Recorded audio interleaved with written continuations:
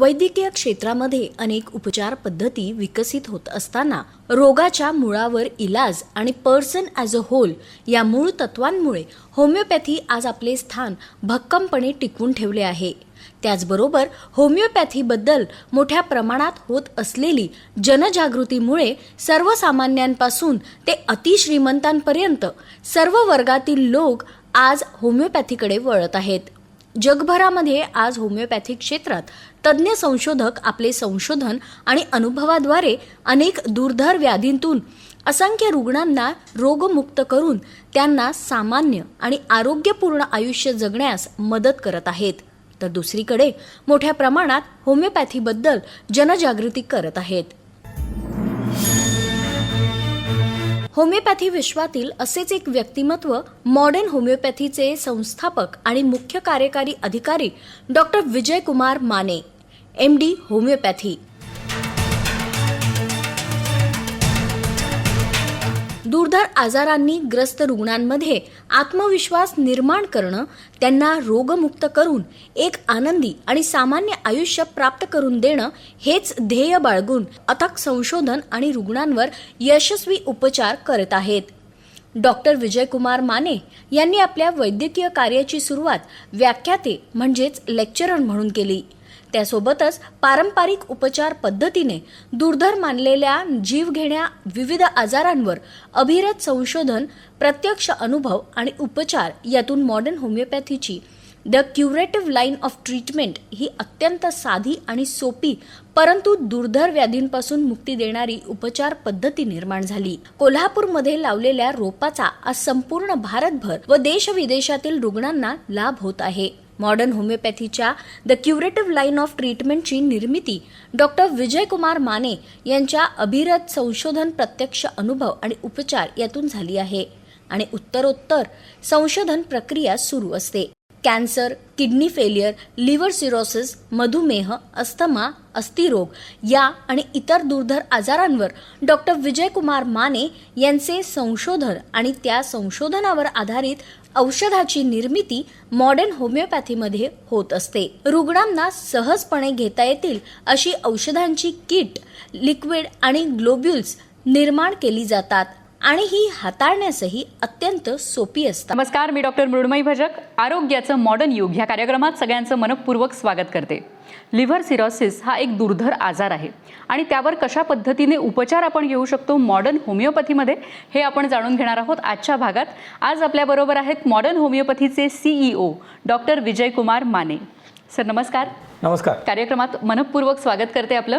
Sir, liver cirrhosis या आजाराविषयी आज आपण माहिती घेणार आहोत, तर लिव्हरचं शरीरामधलं जे स्थान आहे किंवा जे महत्त्व आहे त्याच्याविषयी आधी बोलूया। लिव्हर हा खूप महत्त्वपूर्ण असा ऑर्गन आहे माणसांच्या आणि प्राण्यांच्या शरीरामध्ये पण तो असतो। माणसांच्या शरीरामध्ये तो उजव्या बाजूला त्याला राईट हायपोकॉन्ड्रियाक रिजन असं म्हणतात, फासल्यांच्या थोडंसं खालच्या आतल्या बाजूला आणि पोटाच्या वरच्या बाजूला असा सिच्युएटेड असतो। लिव्हर हा जो ऑर्गन आहे तो शरीरातली बरीच महत्त्वाची कार्य करत असतो। त्यामध्ये एक ग्लायकोजन स्टोरेज, एन्झाईम सिक्रेशन म्हणजे काही एन्झाईम जे असतात शरीराला आवश्यक त्याचं सिक्रेशन होतं आणि एक्सक्रिशन ही महत्त्वाची गोष्ट आहे, ज्यामध्ये टाकाऊ पदार्थ असतात जसे काही ड्रग्ज जे आपल्याकडे पसले ते लिव्हरद्वारे पसरवले जातात आणि त्याचं जे टाकाऊ पदार्थामध्ये रूपांतर होते ते बाईलद्वारे शरीरातून बाहेर काढलं जाते। प्रोटीन सिंथेसिसचं पण काम लिव्हर महत्त्वाचं करते। काही प्रोटीन्स लिव्हरमध्ये बनतात किंवा प्रोटीनचं रेग्युलेशन पण लिव्हरमध्ये होते, एन्झाईमचं रेग्युलेशन पण लिव्हरमध्ये होते। तर लिव्हर हा अतिशय महत्त्वाचा अवयव आहे। काही जड पदार्थ जसे नॉनव्हेज आहे किंवा ऑइल्स आहे त्याचं पचनाचं कामामध्ये पण लिव्हरमधले एन्झाईम्स हे उपयोगी पडतात। नक्कीच, म्हणजे लिव्हर हा एक अतिशय महत्त्वाचा असा घटक आहे, अवयव आहे। तर लिव्हर सिरोसिस हा जो आजार आहे तर हा नेमका काय आहे? लिव्हर सिरोसिस हा जो आजार आहे हा हिपॅटायटिस या आजारानंतरची अवस्था आहे। सिरोसिसमध्ये लिव्हरचं पहिल्यांदा फायब्रोसिसमध्ये रूपांतर होते, नॉर्मल लिव्हर सेलचं। फायब्रोसिस म्हणजे जसे फायबर्स असतात तसे फायबर्स तयार होतात लिव्हरमध्ये, नॉर्मल सेलचं रूपांतर फायबर्समध्ये होते त्याला लिव्हर फायब्रोसिस असं म्हणायचं आणि फायब्रोसिसचं रूपांतर सिरोसिसमध्ये होते म्हणजे ते घट्ट होते आणि तो डेड टिश्यू होतो आणि ह्याला कन्व्हेन्शनल उपचार पद्धतीमध्ये इरिव्हर्सिबल लिव्हर डिसीज असं सुद्धा म्हटलं जातं किंवा लिव्हर सिरोसिस असं म्हटलं जातं, एंड स्टेज लिव्हर डिसीज असं पण म्हटलं जातं। ह्या गोष्टींना रिव्हर्स करायचं काम हे मॉडर्न होमिओपॅथीच्या 27 वर्षाच्या संशोधनानं होतंय। त्यामुळं हा आजार रिव्हर्सिबल आहे असा आपला दावा आहे। आपल्याकडे अनेक पेशंट आहेत जगभरामध्ये हजारो पेशंट आहेत, त्यांचे टेस्टिमोनियल्स आहेत, त्यांचे रिपोर्ट्स आहेत. रिपोर्टद्वारे हे सिद्ध होतं आहे की लिव्हर सिरोसिस हा आजार रिव्हर्सिबल आहे. बरोबर आहे. म्हणजे तुम्ही जसं सांगितलं की फायब्रोसिस होतं आणि नंतर सिरोसिस होतं, म्हणजे एक प्रकारे लिव्हर हा मूळ जो अवयव आहे जो मऊ असतो तो असा घट्ट होत असतो. होतो, त्याची साईज कमी येते, श्रंकन होतो आणि त्याचं रूपांतर घट्ट अशा अवयवामध्ये होतं आहे. त्यामुळे नॉर्मल एक्सक्रिशन आणि सिक्रिशन्स आणि लिव्हरचं जे कार्य आहे ते हॅम्पर होतं आहे आणि ते हॅम्पर झाल्यामुळे पेशंट आजारी पडतो. पेशंटमध्ये विविध लक्षण दिसतात. ते जर योग्य प्रकारे ट्रीट झाले नाहीत तर पेशंटचा मृत्यू ओढावू शकतो. बापरे, म्हणजे मृत्यू देखील ओढावू शकतो या त्याचा liver end disease, cirrhosis कुठलाही आजार ज्यावेळेला अवयव फेल्युअर होतो त्यावेळेला त्याचा शेवट हा पेशंटच्या मृत्यूमध्ये होऊ शकतो. गंभीर असा स्वरूपाचा हा आजार आहे. याची कारणं काय आहेत? तर एक म्हणजे अल्कोहोलिक लिव्हर डिसीज हे एक कारण आहे की जे लोक अल्कोहोल मोठ्या प्रमाणामध्ये कमी काळ घेतात आणि कमी प्रमाणामध्ये जास्त काळ घेतात अशा रुग्णांमध्ये कधी ना कधीतरी लिव्हर सिरोसिस हा होतोय. हे प्रमुख कारण आहे. ऑटोइम्युन हेपॅटायटिस हे प्रमुख कारण आहे. त्यामध्ये शरीराच्या काही अवयवांच्या विरुद्ध प्रतिकारशक्ती निर्माण करते आणि मग त्याचं रूपांतर, त्या अवयवाचं रूपांतर काम न करणाऱ्या अवयवामध्ये, फायब्रोसिसमध्ये आणि सिरोसिसमध्ये होतं. काही कनेक्टिव्ह टिश्यू डिसऑर्डरमध्ये पण लिव्हर सिरोसिस होतो. लहान मुलांचे काही आजार आहेत जसे की विल्सन डिसीज आणि बर्ड चियारी सिंड्रोम, ते पण आपल्याकडनं बरे होतात. त्यामध्ये पण त्या मुलाचं लिव्हर खराब होतं. हे झालं ऑटोइम्युन हेपॅटायटिसचं. काही जेनेटिक डिसीज आहेत की त्यामध्ये सुद्धा लिव्हर खराब होत असते, पिढ्यानपिढ्या चालत आलेलं असतं. जेनेटिकली काही रुग्णांमध्ये लिव्हर सिरोसिस, लिव्हर फायब्रोसिस आणि लिव्हर कॅन्सर पण दिसून आलेले आहेत गेल्या मला 27 वर्षाच्या प्रॅक्टिसमध्ये. अधिक पेन किलर आणि अँटीबायोटिक हे पण प्रमुख कारण आहे. जो रुग्ण कन्व्हेन्शनल ॲलोपॅथी उपचारामधले पेन किलर्स खूप मोठा काळ सेवन करतो आणि अँटीबायोटिक सेवन करतो, अँटी ट्युबरक्युलर ड्रग सेवन करतो, अँटी इम्युनिटी ड्रग सेवन करतो, डायबिटीसची औषध सुद्धा खूप जास्त काळ सेवन केली तर त्याचा पण साईड इफेक्ट असू शकतो. ह्या विविध इनऑर्गॅनिक औषधांचं सेवन केल्यामुळं लिव्हर खराब होऊ शकतं. तसंच हेपॅटायटिस ए नावाचा आजार, त्याचं इन्फेक्शन जर व्यवस्थित ट्रीट झालं नसेल तर ते इन्फेक्शन शरीरामध्ये राहतं आणि लॉंग टर्ममध्ये त्या लिव्हरमध्ये फायब्रोसिस आणि लिव्हर सिरोसिस होतो. हेपॅटायटिस बी हा जो आजार आहे रक्ताद्वारे पसरणारा किंवा सेक्शुअली ट्रान्समिटेड डिसीज आहे, त्यामुळे पण लिव्हर सिरोसिस आणि लिव्हर कॅन्सर होऊ शकतो. हेपॅटायटिस सी नावाचा आजार आहे, त्यामध्ये पण लिव्हर सिरोसिस आणि लिव्हर कॅन्सर होऊ शकतो. हेपॅटायटिस सी सुद्धा सेक्शुअली ट्रान्समिटेड डिसीज आहे, ब्लडमधनं पसरणारा, संसर्गिक सुयाद्वारे वगैरे पसरणारा आजार आहे. ह्या सगळ्या कारणांमुळं लिव्हर फायब्रोसिस आणि लिव्हर सिरोसिस होऊ शकतो. बरोबर आहे. अनेक कारणं तुम्ही सांगितली सर. त्याच्यामध्ये तुम्ही एक सांगितलं की जास्त वेळ आपण औषधं घेतली, उदाहरणार्थ डायबिटीसचं तुम्ही उदाहरण दिलं. पण डायबिटीसचे जे रुग्ण असतात त्यांना वर्षानुवर्ष तीच औषधं घ्यावी लागतात, तर अशा वेळी देखील मॉडर्न होमिओपॅथी काही मदत करू शकतं का? पण डायबिटीसमध्ये आम्हाला काय दिसून आलं, डायबिटीस हे लाईफ मॉडिफिकेशन केल्यानंतर जाणारा आजार आहे. हा गैरसमज आहे की डायबिटीसला उपचार घ्यायला लागतात. सुरुवातीला जर रुग्णाने योग्य पथ्य पाणी पाळलं, आम्ही ते सांगतो की त्याच्यावर वेगळा कार्यक्रम घेऊया, आणि जर होमिओपॅथीची योग्य औषधं घेतली तर डायबिटीस सुद्धा जाऊ शकतो. डायबिटीस सुद्धा रिव्हर्सिबल आजार आहे. हे जगानं अजून ध्यानात घेतलेलं नाही, पण ध्यानात घ्यायला पाहिजे. जरूर सर. म्हणजे खरंच डायबिटीस हा अनेक घरांमध्ये, म्हणजे मला वाटतं की बहुतेक घरांमध्ये एशियामध्ये तो झालेला आहे मोठ्या प्रमाणामध्ये. आपली जीवन पद्धती बदललेली आहे, तणाव वाढलेले आहेत आणि एशियन कंट्रीजमध्ये मोठ्या प्रमाणामध्ये लोक कार्बोहायड्रेट कंटेंट असणारं अन्न खूप मोठ्या प्रमाणामध्ये सेवन करतात. मूळचा आपला विषय आहे लिव्हर सिरोसिस. यामध्ये ते पण एक कारण होऊ शकते की डायबिटिक पेशंटमध्ये जो लिव्हर आहे त्यामध्ये फॅट डिपॉझिशन होते आणि फॅटी लिव्हर डिसीजमुळं ग्रेड 3 मध्ये त्याचं रूपांतर लिव्हर फायब्रोसिस आणि लिव्हर सिरोसिसमध्ये होतं. बरोबर आहे. म्हणजे डायबिटीससाठी देखील मॉडर्न होमिओपॅथीमध्ये उत्तम उपचार पद्धती आहेत. पण आज आपण लिव्हर सिरोसिसबद्दल बोलतोय. कसं आपण ओळखायचं की हा लिव्हर सिरोसिस असू शकतो? लक्षणं काय आहेत त्याची? लिव्हर सिरोसिस हा जो आजार आहे साधारणपणे 70% लिव्हर खराब झाल्यानंतर त्याला आपण लिव्हर सिरोसिस असं म्हणू शकतो आणि त्यावेळेलाच लिव्हर सिरोसिसच्या रुग्णामध्ये त्याची लक्षणं दिसायला लागतात. खूप मोठा काळ लिव्हर सिरोसिस हे ओळखलं जात नाही. मग त्यावेळेला लक्षणं सुरुवातीच्या काळामध्ये अनडायग्नोस्ड फीवर किंवा त्याला PUO म्हटलं, तर पायरेक्सिया ऑफ अननोन ओरिजिन, त्याचं नेमकं काय ओरिजिन आहे, ताप काय येतो रुग्णाला ते कळत नाही, वजन कमी येणं, जेवण कमी जाणं, थकवा जाणवणं, अशा प्रकारची वेग लक्षणं सुद्धा सुरुवातीला असू शकतात. ज्या लक्षणांचं रूपांतर आजार वाढल्यानंतर, लिव्हर सिरोसिस झाल्यानंतर त्याचं रूपांतर हे गंभीर प्रकारच्या लक्षणांमध्ये होतंय. गंभीर प्रकारच्या लक्षणांमध्ये अंगाला खाज सुटणं, अंग काळं पडणं, अंग पिवळं पडणं, रुग्णाच्या स्वभावामध्ये बदल होणं, चिडचिड जास्त होणं, रुग्ण हिंसक होणं, पोटाला म्हणजे ज्यावेळेला अजून पुढं आजार गेला 80%पेक्षा जास्त लिव्हर सिरोसिस झालं की मग रुग्णामध्ये पोटात पाणी व्हायला लागतंय, रुग्णाच्या पोटाचा आकार वाढतो, असायटिस होतो, पोटाच्या मोठ्या आकारावरून ते कळून येतंय. अधिक जर छातीत पाणी साठलं असेल तर रुग्णाला दम लागणं, ही लक्षणं दिसून येतात आणि ह्या लक्षणावरून लिव्हर सिरोसिसचं डायग्नोसिस हे OPD बेसिसला सुद्धा क्लिनिकली होऊ शकतं. अधिक जर कन्फर्म करायचं असेल डायग्नोसिस तर काही तपासण्या आहेत. त्या तपासण्यांमध्ये प्रामुख्याने ब्लड टेस्ट आहेत. लिव्हर सिरोसिस झाला असेल म्हणजे वेल ब्लूम्ड पिक्चर जर असेल लिव्हर सिरोसिसचं तर आपल्याला तिथं हिमोग्लोबिन कमी झालेलं दिसेल, प्लेटलेट काउंट कमी झालेला दिसेल, WBC डिस्टॉर्टेड दिसतील. त्यानंतर ब्लड रिपोर्टमध्ये डिस्टॉर्टेड लिव्हर फंक्शन्स दिसतील. त्यामध्ये बिलिरुबिन वाढलेलं दिसेल खूप. SGOT, SGPT हाय झालेलं दिसेल, GGPT हाय झालेलं दिसेल. त्या ब्लड टेस्टवरून आपण त्या रुग्णाला लिव्हर सिरोसिस आहे त्याचं डायग्नोसिस करू शकतो. अधिक प्रोटीन्स त्याचे कमी झालेले दिसतील. सिरम प्रोटीन बघितले आपण तर सिरम अल्ब्युमिन, ग्लोब्युलिन आणि टोटल प्रोटीन हे कमी झालेले दिसतील किंवा तिन्हीपैकी 1-2. आणखी या ब्लड टेस्टवरून आपण लिव्हर सिरोसिस डायग्नोसिस करू शकतो. आणि ज्या नॉन इन्व्हेजिव्ह टेस्ट ज्या आहेत सोनोग्राफीमध्ये आपल्याला लिव्हरचा आकार कमी झालेला दिसेल, लिव्हर फायब्रोसिस झालेलं दिसेल, लिव्हर सिरोसिस झालेलं दिसेल आणि CT स्कॅनमध्ये MRI मध्ये पण लिव्हरचा आकार बदलून लिव्हर फायब्रोसिस झालेलं दिसेल. आणखी एक सगळ्यात महत्त्वाची टेस्ट आहे ती म्हणजे लिव्हर इलॅस्टोग्राफी. लिव्हर इलॅस्टोग्राफीमध्ये आपल्याला किंवा त्याला फायब्रोस्कॅन असं म्हटलं जातं. तर ह्या टेस्टवरून डायग्नोसिस होऊ शकतं की ह्या रुग्णांना लिव्हर सिरोसिस हा आजार आहे. लिव्हर सिरोसिस या दुर्धर आजाराबद्दल आपण बोलतोय आणि आपल्याला मार्गदर्शन करतायत मॉडर्न होमिओपॅथीचे CEO डॉक्टर विजयकुमार माने. अख्तर बानू काझी या रुग्ण आहेत लिव्हर सिरोसिसच्या. पुण्याच्या क्लिनिकमध्ये त्या आल्या होत्या. त्यांनी मॉडर्न होमिओपॅथीचे उपचार घेतले आणि उपचारानंतर त्यांचे जे रिपोर्ट्स आलेले आहेत ते दाखवतात की त्या पूर्णपणे ह्या आजारातून बऱ्या झालेल्या आहेत.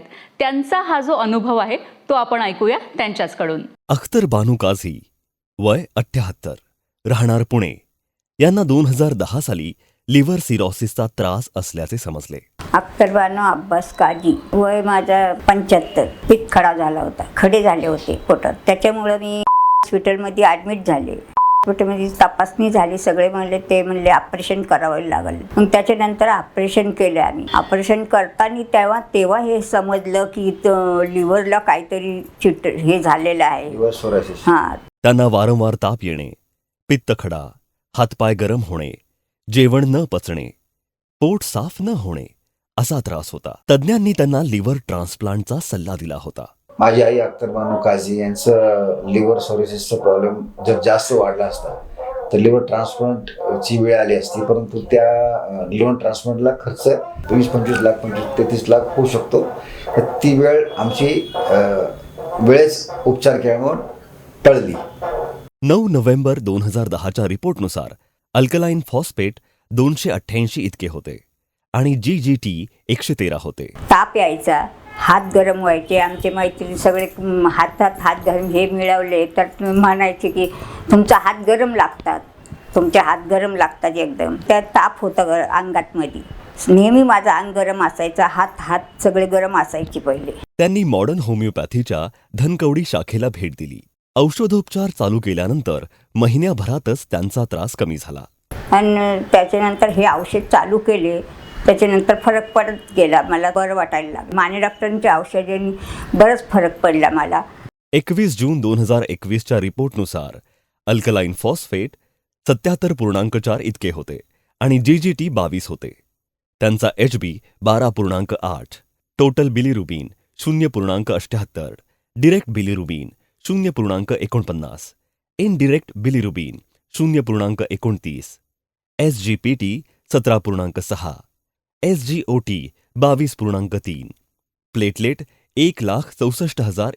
माझ्या मुलांनी पण मला खूप वेळेवर औषध दिले. औषधांनी मला बरंच फरक पडला. पाय पण दुखत होता, तो पाय पण राहायला दुखायचा माझा. आणि पोटात पाणी होणे, अंगावर सूज येणे, अंग पिवळे पडणे, कावीळ होणे, जी काही लिव्हर सिरोसिसची पुढील लक्षणे आहेत त्यापासून त्यांचा बचाव झाला. सुरुवातीच्या टप्प्यातच आजार त्यांच्या आटोक्यात आला. त्यांना कोणत्याही प्रकारच्या लिव्हर ट्रान्सप्लांटच्या ऑपरेशनची गरज भासली नाही. पण डॉक्टर माने मॉडर्न होमिओपॅथी यांचं औषध चालू केल्यापासून आता त्यांची प्रकृती फार ठणठणीत आहे. त्यांना ॲसिडिटीचा त्रास, पित्ताचा त्रास, हात गरम राहणे हे प्रकार सगळे बंद होत गेले हळूहळू. आणि आता पूर्णपणे रिपोर्ट वगैरे चेक केले, नॉर्मल रिपोर्ट आलेले आहेत. आता त्यांची प्रकृती चांगली आहे. आम्ही ॲडमिट न होता घरी राहून औषध वेळेची वेळी घेतले आणि त्याप्रमाणे त्यांना रिझल्ट चांगला येऊ लागला. 18 फेब्रुवारी 2023च्या सोनोग्राफी रिपोर्टनुसार त्यांना आता लिव्हर सिरोसिसचा कोणताही त्रास नाही. त्यांच्या ब्लड रिपोर्टनुसार haemoglobin 12.5, platelets 1,59,000, bilirubin 1.3, SGOT 24.7, SGPT 15, alkaline phosphate 87, GGT 34.7. Liver cirrhosis या आजारात लोकांना डॉक्टर मानेंचं औषध चांगलं प्रभावी ठरू शकते आणि आमच्या आईच्या याच्यावर प्रभावी ठरलेलं आहे. आम्ही अनुभवलेलं आहे. या पुण्याच्या क्लिनिकमध्ये आलेल्या पेशंट आहेत, त्यांना लिव्हर सिरोसिस झाला होता. त्यांनी मॉडर्न होमिओपॅथीची जी उपचार पद्धती आहे ती व्यवस्थितपणे घेतलेली आहे. त्यांना बरं वाटलेलं आहे. त्यांचे रिपोर्ट्स देखील नॉर्मल आलेले आहेत. आपल्याला मार्गदर्शन करतायत doctor Vijay Kumar Mane sir. Sir, Akhtar Banu Kazi यांची जी केस आहे ती आपण पाहिली, त्यांचा प्रत्यक्ष अनुभव आपण पाहिला. त्या जेव्हा मॉडर्न होमिओपॅथीच्या क्लिनिकमध्ये आल्या होत्या तर तेव्हा त्या कशा होत्या, त्यांना काय काय त्रास होता आणि उपचारानंतर तुम्ही जो त्यांच्यामध्ये बदल पाहिला तो कसा होता? अख्तर बानू काझी ह्या ज्या पेशंट आहेत यांना ऑटोइम्युन हिपॅटायटिस होता आणि ऑटोइम्युन हिपॅटायटिसमुळे त्यांचे लिव्हर फंक्शन टेस्ट हे बिघडलेले होते आणि त्यांना कन्व्हेन्शनल उपचार पद्धतीमध्ये लिव्हर ट्रान्सप्लांट करायला पाहिजे असं सांगण्यात आलेलं होतं. त्यामुळे त्यांना वारंवार ताप येणं, जी आपण लक्षणं बघतो लिव्हरची, ती दिसत होती.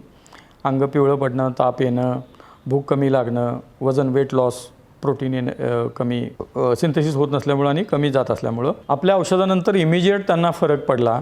ताबडतोब लक्षणं पहिल्या महिन्यापासून कमी झाली आणि त्यांचे रिपोर्टसुद्धा काही काळानंतर नॉर्मल आले आणि त्या आज पूर्णपणे बऱ्या झालेल्या आहेत. सगळे रिपोर्ट त्यांचे नॉर्मल आहेत. त्यांना लिव्हर ट्रान्सप्लांट करायची किंवा सिम्टमॅटिक उपचार घ्यायची कुठलीही गरज भासलेली नाही. या संदर्भात मला एक मुद्दा सांगायचा आहे. बरेचसेच कन्व्हेन्शनल उपचार पद्धतीचे लोक असा प्रचार करतात की होमिओपॅथीत औषधांमुळं लोक बरे होत नाहीत किंवा बरं व्हायला खूप वेळ लागतो, असं बरेच आर्टिकल्स वगैरे लोक लिहायला लागलेत. तर त्या सगळ्यांना माझं सांगणं आहे किंवा सगळ्याच वैद्यकीय क्षेत्राला की मॉडर्न होमिओपॅथीनं कशाप्रकारे आजार बरे होतात विथ टेस्टिमोनियल विथ रिपोर्ट आम्ही हे TV कार्यक्रमाच्या माध्यमातून जनजागृती करण्यासाठी दाखवत आहोत आणि गेले अनेक वर्षे हे आपलं चालू आहे. तर कृपया सगळ्यांनी ते बघावं. होमिओपॅथीनं कशाप्रकारे आजार रिव्हर्स होतात, होमिओपॅथीनं कशाप्रकारे पॅथॉलॉजिकल चेंजेस रिव्हर्स होतात आणि ते गंभीर मानलेले आजार बरे होऊ शकतात. तर हे वैद्यकीय क्षेत्रानं ह्याचा रिसर्च करून संशोधन करावं असं सुद्धा मला सांगायचं आहे. अशी एक माझी या निमित्तानं सगळ्यांना विनंती राहील. आणि या केसमधून पण आणि नेहमी अनेक केसेस आपल्याकडे लिव्हर सिरोसिसच्या किंवा इतर cancer, kidney failure, liver cirrhosis, heart disease, संधिवात, वेगवेगळ्या प्रकारचे ऑटोइम्युन डिसीजेस, यामध्ये जे रुग्णांमध्ये चेंजेस दिसतात, त्यांच्या रिपोर्ट्समध्ये चेंजेस दिसतात, रुग्ण झपाट्याने बरे होतात, हे सगळ्यांनी अभ्यासण्याची गोष्ट आहे. ह्याच्यावरच रिसर्च एक व्हायला पाहिजे किंवा रिसर्च पेपर पब्लिश करायला पाहिजे असं मला वाटते. आम्ही जे काय मेडिकल फील्डमध्ये करत आहोत त्याच्यावर. अख्तर बानू काझी यांच्या केसमध्ये सुद्धा झपाट्याने त्यांचे रिपोर्ट्स आणि लक्षणं कमी आली आणि त्या पूर्णपणाने बऱ्या झाल्यात. हे त्यांच्या टेस्टिमोनियल आणि रिपोर्टवरून पण आपल्याला दिसून येते. सर, तुम्ही आता रिसर्च पेपरचा विषय काढलात, तर आपण जेव्हा म्हणतो की काही एखादं नवीन संशोधन येतं वैद्यकीय क्षेत्रामध्ये, तर त्याच्यासाठी आपल्याला काहीतरी एक ठोस पुरावा लागतो आणि त्यामुळेच ते नॅशनल आणि इंटरनॅशनल कॉन्फरन्सेसमध्ये, सेमिनार्समध्ये प्रेझेंट करणं खूप गरजेचं असतं. तर त्याबद्दलचा तुमचा अनुभव काय सांगाल? आम्ही लिव्हरच्या बऱ्याच आजारांच्यावरच्या आम्ही केसेस प्रेझेंट केलेले आहेत होमिओपॅथी आणि इतर डॉक्टरांच्या नॅशनल इंटरनॅशनल सेमिनारमध्ये. त्यामध्ये आम्ही यामध्ये जी सगळ्यात महत्त्वाची लिव्हर इलॅस्टोग्राफीची किंवा त्याला फायब्रोस्कॅन असं म्हटलं जाते, तर फायब्रोस्कॅनमध्ये आपण बघितलं की 1 ते 6 ही नॉर्मल KPL नॉर्मल लेवल आहे आणि 14 किंवा त्याच्यापेक्षा जास्त ते बिघडलं, त्याची लेवल KPLमध्ये 1 ते 14पेक्षा जास्त आली, तर अशा केसेसमध्ये सुद्धा ते रिव्हर्स होऊन फायब्रोस्कॅनमध्ये कसं रिव्हर्सल दिसतंय हे पण आम्ही तिथं प्रेझेंट केलेलं होतं आणि ते इंटरनॅशनल आणि इंटरनॅशनल लेवलला लोकांनी ते मान्य केलेलं आहे सेमिनार्समध्ये. हे पेपर आम्ही पब्लिश केलेत आणि इथून पुढे पण मोठ्या प्रमाणामध्ये पब्लिश करू की आम्ही म्हणतोय म्हणून नुसतं ते आजार बरा झाला असं नाही आहे. तर ज्या ज्या कन्व्हेन्शनल सगळ्या टेस्ट ज्या आहेत, तपासण्या आहेत, त्यामध्ये सोनोग्राफी असेल, ब्लड टेस्ट असतील, फायब्रोस्कॅन असेल, या सगळ्या टेस्टमध्ये मॉडर्न होमिओपॅथीच्या संशोधित उपचारानं लिव्हरचा जो आजार आहे हा रिव्हर्सल कशा प्रकारे होतो हे आम्ही प्रूव्ह केलेलं आहे. बरोबर आहे. लिव्हर सिरोसिसबद्दल सर आपण बोलतोय, जर वेळीच उपचार घेतले नाहीत तर काय परिणाम होऊ शकतात लिव्हर सिरोसिस? आता या संदर्भात 2 प्रकारे मी बोलेन.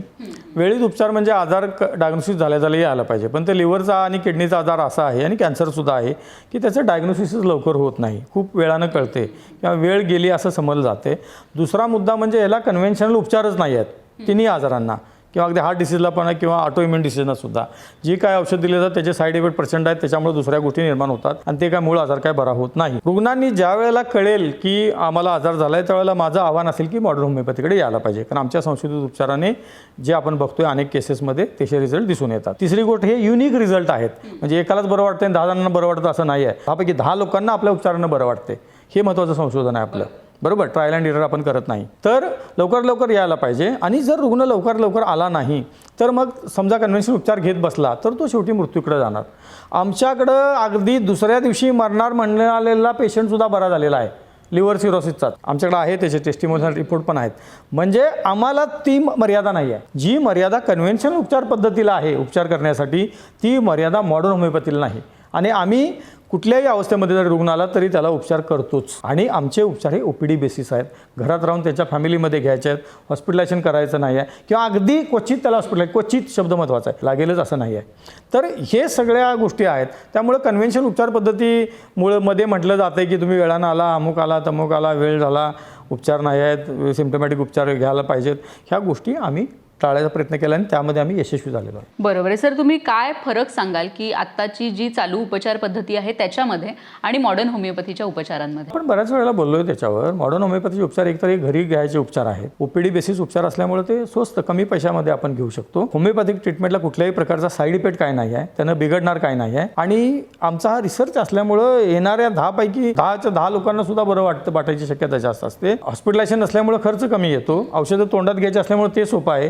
इंजेक्शन वगैरे कुठलं काय करावं लागत नाही, घ्यावं लागत नाही. मूळ आजाराचा उपचार आम्ही करत असल्यामुळं जसं ते पाणी काढणं किंवा वगैरे असे जे त्रासदायक उपचार आहेत पोटात सुया टाकून, ते सगळं काय करायची गरज नाही, कारण ते कमी होते आणि मग ते बरं पण होते. अधिक हॉस्पिटलायझेशन असल्यामुळे खर्च पण एकदम कमी आहे. तो रुग्ण त्याच्या फॅमिलीमध्ये राहून आणि लवकर काय माझे रुग्ण दुसऱ्या तिसऱ्या महिन्यामध्ये कामाला गेलेले आहेत जे आधी सिरियस होते. सर, आपण बघतो की अनेक रुग्ण आहेत आपल्या समाजामध्ये, वेगवेगळ्या शहरांमध्ये, गावांमध्ये, की ज्यांना लिव्हर सिरोसिस झालेला आहे आणि ते अक्षरशः या आजाराने ते आणि त्यांचे कुटुंबीय देखील त्रस्त आहेत.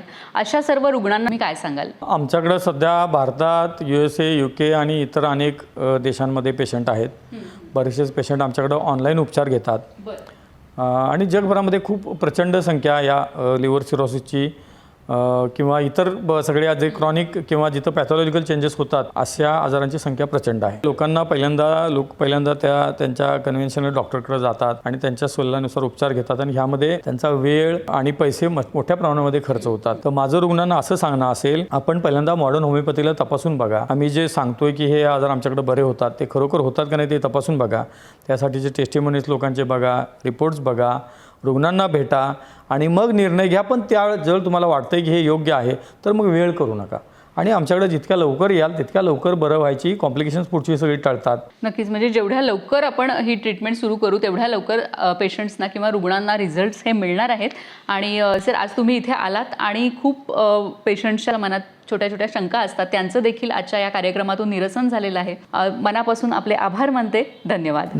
आमचा पत्ता modern homeopathy research and treatment centre, E ward, Geeta Mandir जवळ, कावळा नाका, कोल्हापूर 416003. समुपदेशन आणि मार्गदर्शनासाठी आमच्या खालील केंद्रावर संपर्क करा.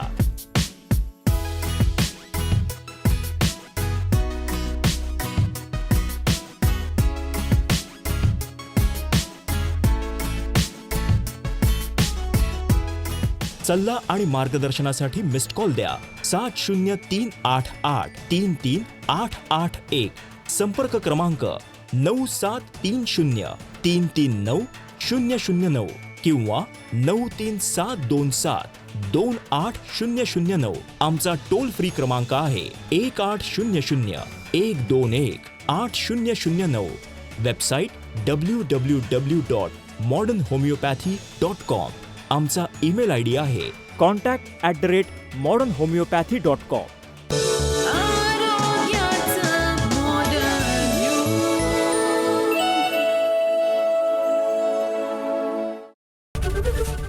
ABP माझा, उघडा डोळे बघा नीट.